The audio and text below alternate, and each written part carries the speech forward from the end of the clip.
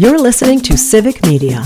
You can tune into any of our live shows on any radio station across the state with the Civic Media app. Find us in your phone's app store and listen anytime, anywhere.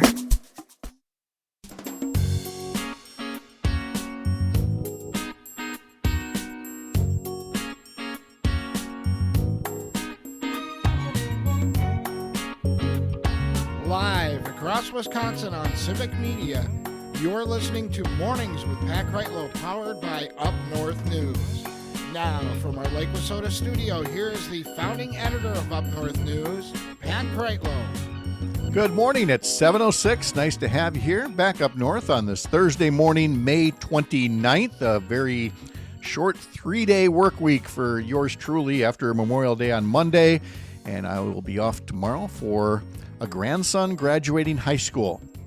Doesn't feel real to me either, but Todd Alba will be here pinch hitting tomorrow. Coming up yet this hour, we'll talk to Jeremy Gragert from Citizen Action, who brings along another guest to talk about Medicaid cuts and the real life impact on real Wisconsin families if the Trump budget were to go through as passed by the U.S. House. Now, it still has to get through the U.S. Senate, where folks like Ron Johnson said yesterday at a Milwaukee Press Club event that he would not support the bill in its current form. But it appears that Ron Johnson then, either before or after the Milwaukee Press Club event, went and spoke to the student body and medical staff and doctors at the Medical College of Wisconsin. At least I haven't seen a news story on it, but I've seen some messages on the text line from Matt in Germantown, and I'm seeing some chatter on Reddit as well, including a link of a recording of the Ron Johnson visit. And so we're going to talk more about how he was not really given a break by the audience, who actually laughed at him a couple of times, talking about his mistrust of doctors and still pushing ivermectin, horse dewormer as a cure for COVID. So that's among the topics we'll get into. But first off, we've got to get to a forecast, which is going to be just glorious for the weekend. So with Parker Olson standing by in Madison, Greg Bach at Radio Park, let's go to meteorologist Brittany Merlot for more about that forecast. It is a cloudy, cool one up here this morning so far, Brittany. Yes, it sure is. Temperatures across the state right now ranging from about 45 degrees in Ashland to 55 degrees all across the Fox Valley. Mostly cloudy for most of us across the state, even some spots near the state line far south. You're looking at foggy conditions, even some mist. Some spotty sprinkles are still occasional into the central areas of the state. And there's spots of sunshine far north into Hayward, Superior area. And what we're looking at today is spots of sunshine, still clouds hanging out there, and of course, more chances for rain. Some scattered showers and storms could spark up later on this afternoon, probably from about 2 o'clock to about 6 or so. We have those chances. Highs today will get a little bit more mild, upper 60s far south to mid 70s far north, but we're also looking at some patchy wildfire smoke starting to make its way into the area tonight, especially far north. We're going to see those winds start to get a little feisty. Tomorrow, they're going to be breezy around 30 miles per hour as that wildfire smoke starts to move in here a little bit. But a little bit warmer tomorrow, low to mid 70s. A cold front does sag through the state, which could spark up some more showers and storms midday. Then as we go into the weekend, much drier conditions and warmer too. Saturday is a little crisper, mid 60s to mid 70s. But as we go into Sunday, we're going to be into the upper 70s, hitting the mid 80s into next week. Isn't that just thinking about how you said it was going to be crisper? And crisp is one of those where it can either mean like cool and crisp out, or it can be like bacon that you've cooked a little too long. And you're definitely thinking it's going to be the latter. We're going to be like crispy bacon by the end of this hot spell coming up. Yeah, we are. Summer is really going to surge in here. I mean, the humidity is going to be into the mid 60s with dew points by the weekend. So we're going to start to feel muggy and sticky. Mm-hmm. And then next week, it's going to be pretty oppressive and gross out there. Oppressive and gross. Can you, for Monday's forecast, just make it all food related? Like, yes, it's going to be oppressive and gross, like a hot steamer making rice. I don't know. I'm better at hot buttons. I'm sorry. I'm better at hot buttons. Okay. I just mentioned bacon, and like everything's better with bacon. So, but Brittany is that mind of she could do it. Oh, like, yeah. Total improv queen. Yes. I've said this before and I'll say it again. The way you sprinkle the word flirting with into the forecast, I've never heard that before. And it makes the weather so much nicer to listen to about.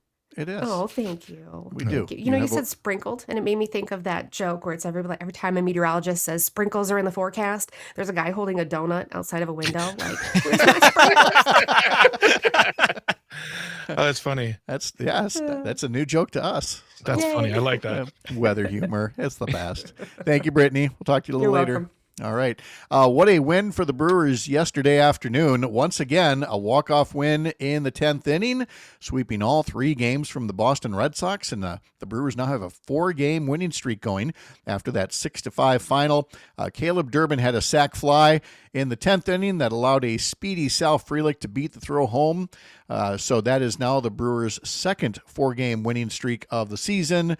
And because of it, the Brewers are back at 500, 28 wins, 28 losses, third place in the NL Central, 6.5 games back of the Cubs. The Brewers are off today. They are traveling to Philadelphia for the weekend. They're going to have their work cut out for them. The Phillies have the second best record in baseball right now and have won 9 of their last 10 games. But you can catch that series between the Brewers and the Phillies on several Civic Media radio stations, including Richland Center, Oshkosh, Racine, Kenosha, Park Falls, and Hayward. Head over to civicmedia.us to learn more. If you follow the NBA playoffs, the Minnesota Timberwolves were eliminated yesterday by the Oklahoma City Thunder. All right, so this next discussion about Ron Johnson at the Medical College of Wisconsin was prompted first off by Matt from Germantown on the text line, who also said he would be willing to call in and talk about it. So, Matt, if you're still willing to, you know the number here, 855-75-CIVIC, 855-752-4842. I'm going to start with this theme thread on Reddit and look at Matt's comments as well. But somebody posts there, just want to say how proud I am of the Medical College of Wisconsin student body and medical staff and doctors in attendance at this Q&A with Ron Johnson answering live questions from medical students and professionals. Very surprised he actually agreed to do this in person. For not giving him a break regarding his stance on the COVID vaccine being dangerous, his support for funding cuts, and his rhetoric claiming we shouldn't trust doctors. This person says that he's been laughed at en masse multiple times and is stumbling over his answers, and provides a link to the recording. And as I was looking through some of the comments, it included one that particularly got a laugh out of the crowd. He told a room of medical professionals, quote, "Personally, for me and a lot of people I know, we no longer trust doctors." He said that to a group of medical students, doctors, and staff. So Matt mentioned as well that he said that the lead crisis is best handled at the local level and doesn't think the federal government should help. Which I guess that same logic carries over into natural disasters, because you're at a point where something overwhelms a local area, a tornado, a hurricane, an earthquake, a city full of lead paint or lead pipes, which again is not just a problem in Milwaukee, it's in communities throughout the state. It's just Milwaukee's the biggest city, so you hear more about it there. But again, saying, well, everybody pull themselves up by their bootstraps, and everybody should have to fix themselves locally. Do you know what Florida would still look like right now after Hurricane Andrew, which was 30 years ago, if that was the case? Or any other place for that matter. The whole notion of this country coming together with its pooled resources and helping one another in a time of need is as American as it gets, of helping out our neighbor when their house burns down and not saying, oh, tough for you, hope things get better. But Matt from Germantown goes on to say, Ron Johnson argued no one trusts medical people anymore, saying that it's their fault, not his, and that we should all work with Robert Kennedy Jr. rather than ridiculing him in order to restore trust in our medical system. He also, according to Matt's text, says this line, quote, "I've never heard of a poor person creating jobs." Wow. I've never heard of a poor person creating jobs. Apparently, Steve Jobs, no pun intended, was already a billionaire when he created Apple. And every other thing you want to list that created gobs of jobs started with somebody who apparently was not one of the poors, Mr. Bach. I'm not poor. I will never claim to be poor, and I feel lucky for that, because being poor is a heavy implication. But I am a business owner, and I have created jobs. I'm not rich. I'm not super rich. I'm not a millionaire at all. And while I don't have to worry about my bills on a day-to-day basis, I'm not Ron Johnson wealthy, and his statement is both stupid and wrong. Well, it's just repugnant on so many levels, and it's somewhat ironic given that he was not so much born into money as married into it. And a family business that he did not start. I'm not going to take any credit away from him for anything he might have done to help it grow, but don't again give us this line of baloney that no jobs have been created by poor people. It's just ridiculous on its face. And then, of course, he went on to once again criticize the medical community for, again, not embracing horse dewormer ivermectin as a cure for COVID. Earlier, Ron Johnson told a Milwaukee Press Club event, I should say earlier or later, I'm not sure which part of the day he did these in, he did not rule out running for a fourth term. He said he was simply a guy from Oshkosh trying to save the country. I would remind people that the whole reason he ran for this third term, even though he promised he was only going to serve 2 terms, was he had to take care of a particular constituency. Do you remember, Greg, what that was? The vaccinated injured. Yes. The vaccine injured. The vaccine injured. Yes, Parker. This went over my head. Oh, boy. Yeah. Oh, you missed that originally? I missed that originally, yeah. Yes. Okay. So, yeah, this was a morning event at the Medical College of Wisconsin where he said this and then wound him up to go to tell the Milwaukee Press Club later on that he does not enjoy being a senator, he said, but he also said never say never when it comes to the prospect of a fourth term. Again, he wouldn't have won the third term had it not been for billionaires putting tens of millions of dollars into wildly racist ads about Mandela Barnes. That is the only reason he won. Those billionaires dragged his carcass across the finish line. This is a guy who has never been above 50% approval. He's always been underwater in terms of public approval. And yet he's won each of his 3 elections by, criticizing the other people, those people, you people, enough that he's able to stay in office, pretend to be holier than thou, and have the audacity to go talk to a group of medical professionals, lecture them, and say nobody trusts them, says one of the foremost conspiracy theorists, not just in the Senate, but in the country. And I don't doubt that someday the tinfoil hat will be given a name in honor of Ron Johnson. It'll be called the Johnson tinfoil hat or something like that for what he's doing. But there's the story based on a couple of different folks, Matt on the text line and from another thread online about what Ron Johnson had to say in Milwaukee yesterday. Now he'll head back home to Florida. We'll pause here and thank you very much for joining us on this Thursday as we do all these weekday mornings across the Civic Media Radio Network. I'm Pat Kreitlow.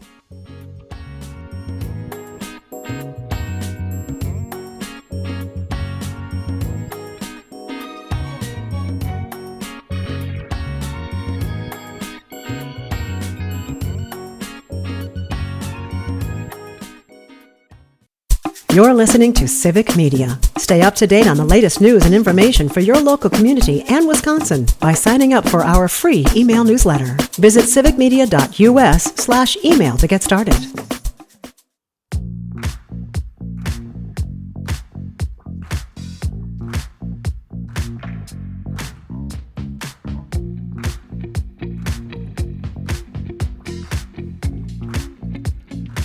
Welcome back on this Thursday morning, May 29th, live from Chippewa Falls. I'm Pat Kreitlow. Parker Olson is in Madison. Greg Bach is at Radio Park in Racine, where Greg Bach will later be joining Jane Matinair for a little show they like to call Matinair on Air, with all kinds of good guests and fun things for your entertainment, listening entertainment, which today includes... Well, that'd be Brittany Merlot, of course, joining you on this Thursday morning. What else you got? We got at 9:30 every Thursday, he's here to talk about all the law in the news. The host of Amicus, a law review, Mr. James Santel, former U.S. attorney, practicing attorney currently, and just all-around good man, tie enthusiast. So he'll be here at 9:30 talking about that. He's here every Thursday. And then at 10:30, we will have sports writer from the Journal Sentinel, J.R. Radcliffe, here to break down all the news in sports. And I think we're going to be talking significantly about this resurgence in the Brewers, which we're really, really liking. And I'm going to ask him a question I asked our other guy, Paul Noonan, last week, which is the shine coming off of Pat Murphy? So he'll be on at 10:30. And yes, as you mentioned, Brittany Merlot will be here, and she'll be on at 10:20 with Weather and Wine, expounding upon the weather report she gave us just earlier. But yeah, and then of course, this shouldn't be a thing at the end of the show. I'm sorry, Weather and Wine? That's what I was thinking. We call it that because it's Brittany Merlot. We call the segment Weather and Wine. I see. Let me give the Robert De Niro finger wag. You see what I see what you did there, and the hot buttons are still in play. Were there, in hindsight, were there any hot buttons you didn't play during last hour's rant that you wish you could have shared with us some more? Really couldn't make Pigeon Mama work. That's a new one. That's for I'm gonna need Melissa. that. That's for Melissa. That's for, I would say, let me see here. I think the only one I didn't get to use was... But I'm not going to play that for long because I don't want to get hit with some sort of warning. No, you don't. You have to let that go. Yes. Yeah, and I think I got through. Well, the only one is this one is no swearing. Yeah. And other than that, we got them all. We got them all. Good job. Nice. All right. Yeah. Well done. Well, yeah. Thank you. we say all this again in wishing Greg Bach all the best in his new endeavors, which only means he's, doing more elsewhere in the building. Well said, Pat. WBA, where are you? Your key will still work in the building. Yeah. Parker Olson will be doing this full time from 6 a.m. onward. Greg Bach joining us on Friday mornings, and of course still every weekday morning for Matinair on Air. Mm-hmm. But we say all this mostly because it makes them really uncomfortable. It makes them feel like we're ushering him out the door when we are most decidedly not doing that. That's fine. As long as I get a breakfast sandwich on the way out, I'm good. Ooh. You get breakfast sandwiches down there? No. Oh. I mean, I get them from places who sell them, but they're not like there's not like a hot, fresh breakfast. Could you imagine if there was a breakfast buffet here? Oh my God. Oh, yeah. I'd be so happy. Oh, but now I get to tell that story again. And again, apologies for folks that have heard it before, but my first radio job out of college was at what used to be WAQE up in Rice Lake. And I was a one-man newsroom up there, and the station manager said, "You're now going to be doing a talk show. You're going to be doing it from Heckle's Big Steer, which was inside Cedar Mall in Rice Lake." And he said, "You're going to drive down after the 7:30 news, and you're going to host a talk show there at 8 o'clock from the breakfast counter." Like, do I have to? And that's a lot of work and all that. And he's like, "It'll be fun. You're going to have good guests, and you're going to get breakfast out of the deal." I'm like, "Okay, fine." 1 month later, the boss calls me in, waves a piece of paper. "What is this?" I go, "I don't know." He says, "It's a bill for a whole bunch of breakfasts from Big Steer." And I said, "Yeah, you said I could get breakfast out of the deal." He's like, "I meant you could get yourself breakfast out of the deal." I'm like, "No, this is now part of the deal. If I'm doing a morning talk show where I got to drive to the other side of town quickly by 8 o'clock, I'm getting breakfast at the end of it." Let me ask you. So you only got one breakfast? No. I got a month's worth of breakfast when the bill came. But okay, so my point. So this was what the 80s, right? This would be 1986. Yes, 1986. So if we're talking about breakfast in 1986 up north, yes. What was the bill, like $14? It was pretty low comparatively. Yes, I mean it was cheapskate. No, he wasn't. He was surprised to see it. Yeah. Yeah. I just want to imagine with a big cigar. What's this in front of me? Oh, no. And I will never say an unkind word about my first boss there, because This happened, after I'd been at the station for, 6 months or so. He hired me right out of college. I worked for 4 weeks and then was out for 2 months with a burst appendix with complications. Needed 3 surgeries. So 2 paychecks, 2 biweekly paychecks. As I'm looking at my second ever paycheck and I'm seeing how much they take out for health insurance, which again was like almost 100% coverage, not 80-20 coverage, like 100% coverage. Yeah. And I'm looking at this and I'm going, I'm young, I'm healthy, I don't need health insurance. I made a mental note to cancel it on the following Monday. On that Sunday, I got sick as a dog and eventually had the first of 3 surgeries and a hospital bill that, again, by 1986 standards, this was huge, $20,000. Would have completely bankrupted us. I paid $25 for the cable TV that was in my hospital room. That was it, kids. That back then, boys and girls, was when we took care of our employees. And that station manager, he could have said, this isn't working out, we're letting you go or whatever. He kept my paychecks coming those 2 months while I was out. That's amazing. And then eventually gave me a show with free breakfast. Little did he know, which who knew it would lead to now something here where I'm doing a breakfast show, but I'm making my own damn breakfast every morning. But still, it works. Because I love the idea. Like, I'm going to cancel health insurance on Monday. I got a tummy ache. It was. I shudder at what might have happened otherwise. Yeah, It's just. So again, my eternal thanks to the good bosses out there who take care of their people. Still ahead, we're going to have Sean O'Malley on Markets and Money. Joe Zepecki's coming up as well. Another check-in with meteorologist Brittany Merlot. Remember to sign up for our newsletters at upnorthnewswi.com. More after the Midwest Farm Report here on the Civic Media Radio Network. I'm Pat Kreitlow.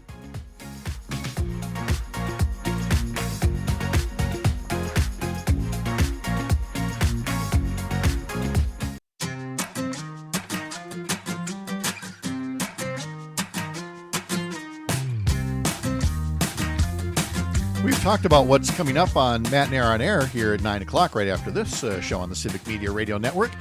I need to tell you what else is happening across the network later on. Todd Alba, later on today from 2 to 4, coming up in the 2 o'clock hour, he will have as a special guest Wisconsin Lieutenant Governor Sarah Rodriguez. And then on the Maggie Dawn Show, coming up at 4 o'clock, Chef Greg Leon on the no taxes on tips provision in the Trump tax bill, and why that really doesn't help nearly as many people as you might think. Also, Jeremy Janine from Urban Milwaukee will be along as well, and Dr. Yoshiko Herrera from UW-Madison, a professor of political science, will join Maggie Dawn.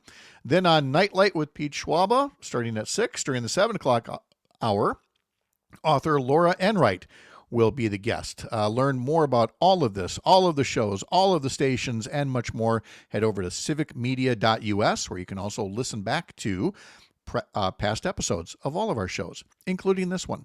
Let's turn to the prospect of those Medicaid and SNAP benefit cuts coming in the Trump plan that, again, every Wisconsin House Republican voted for, including Derrick Van Orden from the 3rd District in western and central Wisconsin, who weeks earlier had this strong reaction when told about how the Republican tax bill would be kicking all kinds of people off their benefits or threatening them. Here's what he said. I want to clear the air, and I'm going to dispel some things. If you're receiving benefits from the federal government lawfully as an American citizen, your benefits are not going to be reduced by a nickel. Okay, I'm going to say it again. If you're an American citizen that is lawfully receiving benefits from the federal government, your benefits will not be reduced by a nickel. Write that down, okay? I was raised in abject rural poverty by a single mother. We were on welfare, food stamps, where you had a stamp, stick it on a card, go to the grocery store. I had subsidized lunches and government cheese. I was the hungry child that my colleagues are talking about, okay? Things have changed. And the same people that told you during the last budgetary cycle that Republicans are going to cut Medicaid, Medicare, Social Security, WIC, SNAP, they lied to you. They lied openly to the American public. They're the same people that lied to you and are fear-mongering with hungry children and those most in need in our country. And it's unacceptable and it's despicable. This should be a nonpartisan committee. They're lying. I'm over it. Stop it.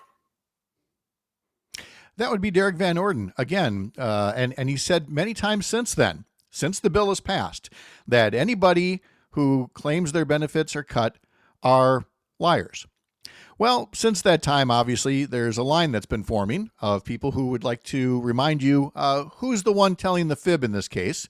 There's also a new ad campaign coming out from Protect Our Jobs to talk about how the Trump tax plan bill that Van Orden supported is also going to repeal clean energy investments that are going to kill something close to 2,000 jobs in his district. There's a lot to discuss here with real people who are going to feel real pain if this budget plan that Van Orden and Trump support were to pass as is. Jeremy Granger from Citizen Action joins us now, along with Sarah Ring. Jeremy, good morning. How are you? Yeah, good morning, Pat. Yeah, doing well. How are you? I'm doing all right, thanks. And Sarah, where are you? Are you in Eau Claire? Where are you? Hi, Pat. Thanks. I'm in Eau Claire, Wisconsin. Okay. And in Eau Claire, Wisconsin is where Congressman Van Orden has an office. It is staffed by Brian Westrate, former chair of the Eau Claire County Republican Party, and is now an official on the taxpayer paid side of staffing that office. And there have been plenty of folks and groups that have wanted to speak with the congressman or the congressman's staff and express their concerns about what would happen if this bill were to pass as is. Jeremy, can you tell us a bit more about your most recent visit and interaction with the congressman's office? Yeah, thank you, Pat. Yeah, I live in Eau Claire as well, and I served 6 years on the city council here up until a year ago, and so very, concerned for my community and for, folks across, Wisconsin, and in my role as the Northwestern organizer for Citizen Action of Wisconsin. And, we've been trying to engage with, Representative Van Orden, and we even did our own town hall about Medicaid specifically a couple months ago. And we had a lot of folks sharing their stories there. So we wanted to, we set up a meeting with his staff last week in the Eau Claire office. And it's really, it's right in downtown Eau Claire. So anyone can, drop by, at least try to talk to Brian Westrate or the other staff there. And it's we want to make we were hoping to catch him before the vote, but it ended up being the day after. It was this last Friday. And Brian Westrate knew nothing about what had just passed. And that seems to be kind of the theme in that office, is they just want to be, quote unquote, a sponge for what people have to say and don't really know anything about what's going on in Washington. And hopefully they pass it along to Representative Van Orden.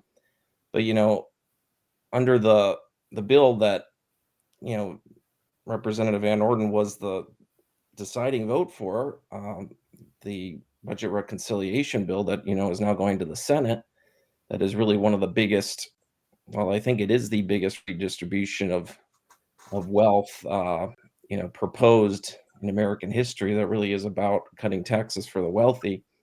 And cutting Medicaid as the main way of doing that. And, about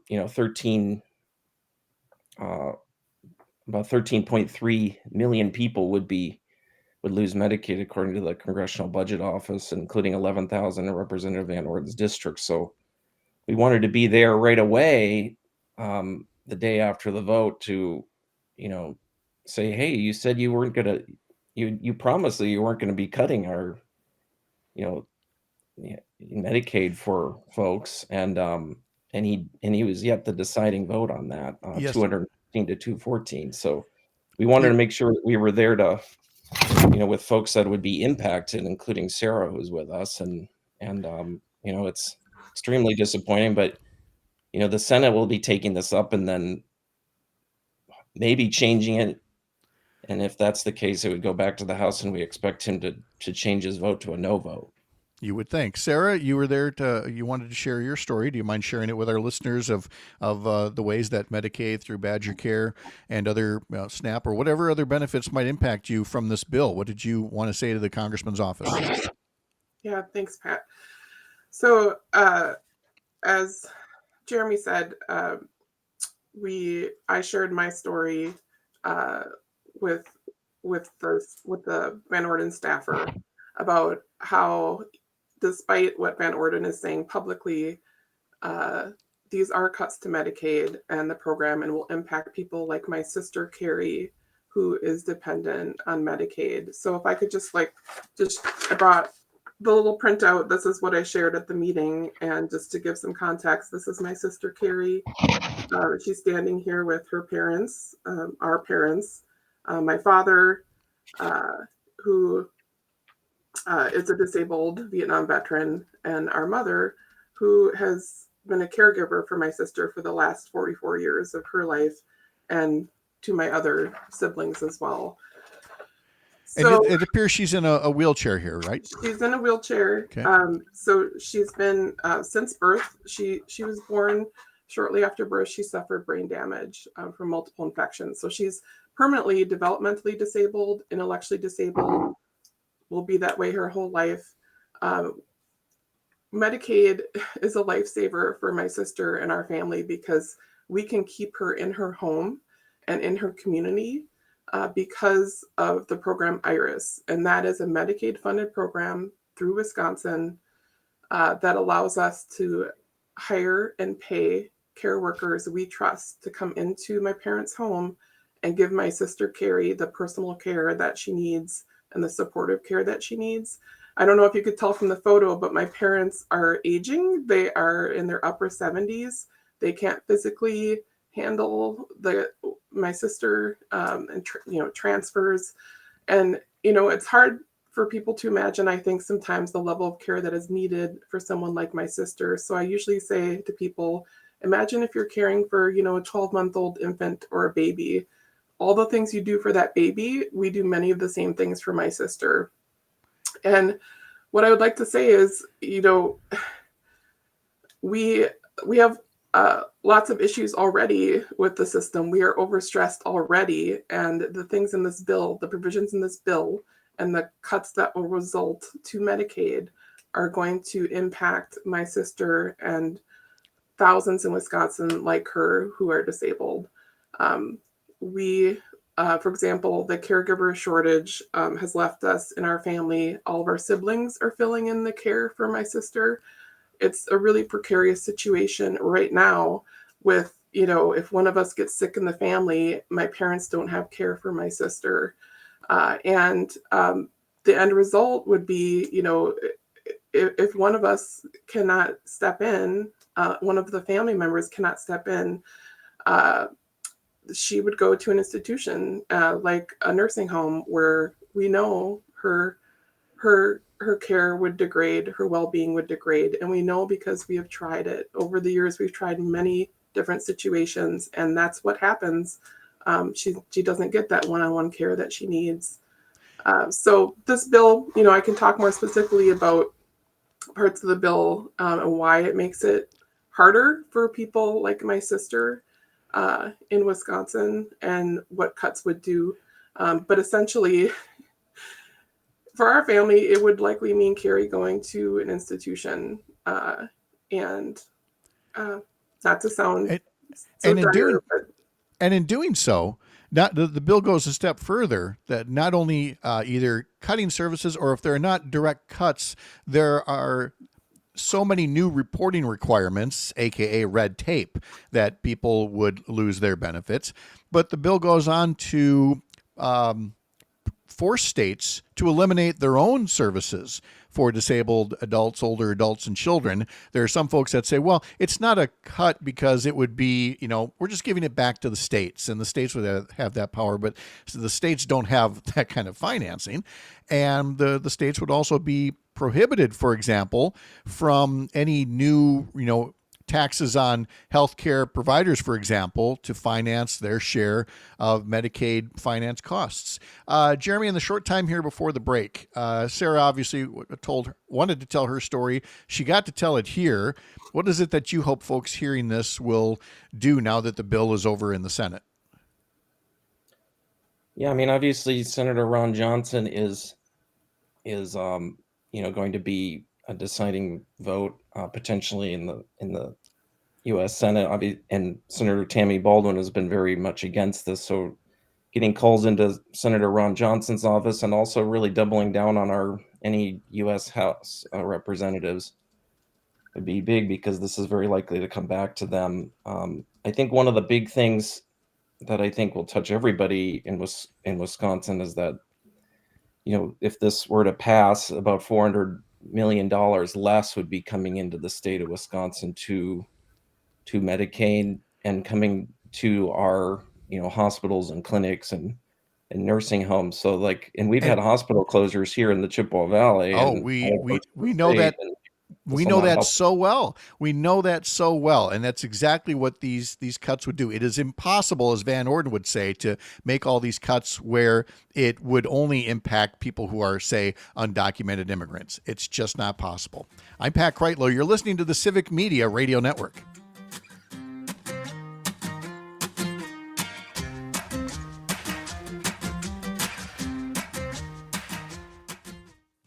You're listening to Civic Media. Find the latest news, information, and archives of all your favorite shows on the Civic Media website, civicmedia.us.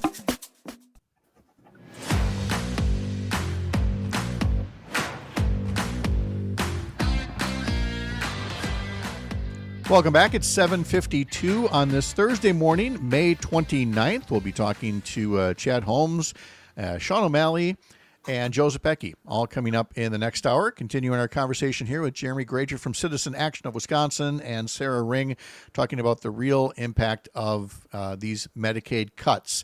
And Jeremy, the point I was making right before the break, again, responding to Derrick Van Orden, and it's, again, not just Derrick Van Orden. Every Wisconsin Republican voted for this. Derrick Van Orden's just been especially vocal of calling people liars if they say these are actual benefit cuts. And Jeremy, I know that Citizen Action has been doing a good job of telling people that sometimes a cut isn't called a cut. Sometimes it's such a massive reduction in funding that you can't just say that this is going after undocumented immigrants who are getting benefits when, Jeremy, that number is infinitesimally small.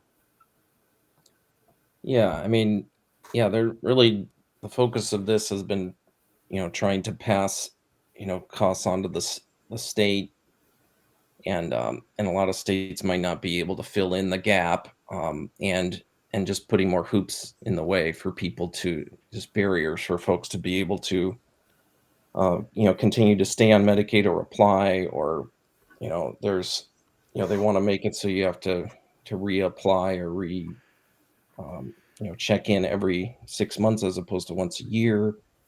And then just more work requirements for larger numbers of people.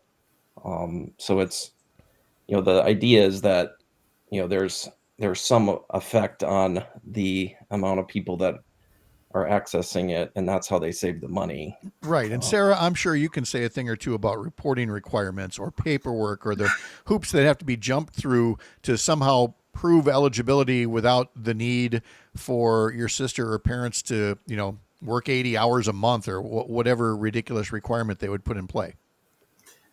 Yeah, definitely. And I'm just learning about all the paperwork, because as my parents are aging, a lot of my siblings and I are taking over that responsibility for my sister. But there's already, as has been stated, we have to prove over and over again, monthly, quarterly, yearly, that my sister is indeed disabled and is eligible to participate in the IRIS program. There's also right now the once a year to prove that you're eligible for Medicaid. And that's maybe 25% of the paperwork that goes into keeping care for my sister. And she has family that does that for her, but many other people do not have family that can, jump through all these additional hoops that are going to be required. if this bill becomes law. And another thing, just quick on the community engagement requirements. The states are going to have to take on the cost of implementing those requirements. And that means less money going to care for people and more money going into, administering the program to determine who's working, who can still get Medicaid benefits, and who's exempt. And supposedly people like my sister would be exempt, but that doesn't mean she doesn't still have to prove that she is exempt multiple times a year, according to this bill. And again, I don't say this to be flippant, but there isn't any medical indication that your sister is going to suddenly not be disabled next month, correct? Correct. This is permanent for the rest of her life. It's brain damage. And yet, month after month, if you don't file that statement that says, "Yep, still disabled," then you get your benefits cut. Where again, a politician can say, "Well, we didn't cut their benefits; they just didn't meet the reporting requirements. It's on them." And Jeremy, that's a heck of a way to run something that currently provides compassion, care, and coverage to people. Yeah, and it doesn't seem like Representative Van Orden really at least wants to understand cause and effect of what his actions, can do to the community. And, when we have, 1.2 million Wisconsinites on Medicaid, and so a fifth of the state's population, it's, the impact could be very, very huge. I mean, there's 153,000 people, about a fifth of the population of the, just the third congressional district that would be impacted. So that's 11,000 people that would lose their coverage. So it seems like the kind of thing he'd learn if he had, town halls and could hear directly from people or meet with people more often in his office. But that's a topic for another day. Jeremy, thank you so much on behalf of Citizen Action. Sarah Ring, thank you for joining us from Eau Claire to tell us your family's personal story. You didn't have to do that. We appreciate your willingness to share, and wish you guys all the best as this bill makes its way through and hopefully gets some serious modifications. But thank you for the time today. Thanks, Pat. Thanks, Sarah. Thank you, Pat. Yep. Bye, Jeremy. Thank you both. Good to have you here. It's 7:58 now, which means that we have less than 2 minutes left in the Greg Bach era of Mornings with Pat Kreitlow. And so we thought it would be time for a valedictory, where Greg is like Miss America, giving up her crown and putting it on Parker. We give Greg just a few final moments here to wag his finger at the camera and say, first of all, I'm not wearing a swimsuit on this thing. All right. Not where I thought that was going. Evening gown, maybe. We talked about that. Yes. Okay. No, man, I'm going to be around and we're going to still have a good time, but it's been a blast being here for 2, now 3 hours with you, Pat, and sharing good discussions, great laughs, and honestly learning quite a bit. Here's the thing that Greg's not telling you. He didn't have to do this. Was supposed to be this temporary thing. Hey, Greg, you're going to be doing this thing over here. But by the way, there's this new guy coming on 6 a.m. Can you be his training wheels for a while? And he was training wheels for a very long while. And that's a debt I could never repay. To have you here to laugh with and to take us through things and to put up with everything that's up here in the upper left corner of your TV screen down there in Racine.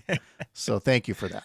Very much. Thank you, friend. I appreciate that. That's very kind of you. And like I said, it's been very, very informative and very fun and very I've learned a lot, and I appreciate everything you've done for me. So thank you. Parker, no pressure, right? You guys, you have such a relationship here. I feel like I'm breaking Anyway, you up. Parker, we got to go. We'll cover all this out after the 8 o'clock news. Greg's back in an hour for Matt and Air on Air. This is the Civic Media Radio Network. The national news cycle never stops, but it can be hard to find news about your local community. Civic Media is dedicated to providing quality local and state news coverage across Wisconsin. With the Civic Media app, you can get notifications about local stories that matter to you and your community. Find the free Civic Media app in your phone's app store and choose notifications from the menu to tell us what kind of news you want to hear about.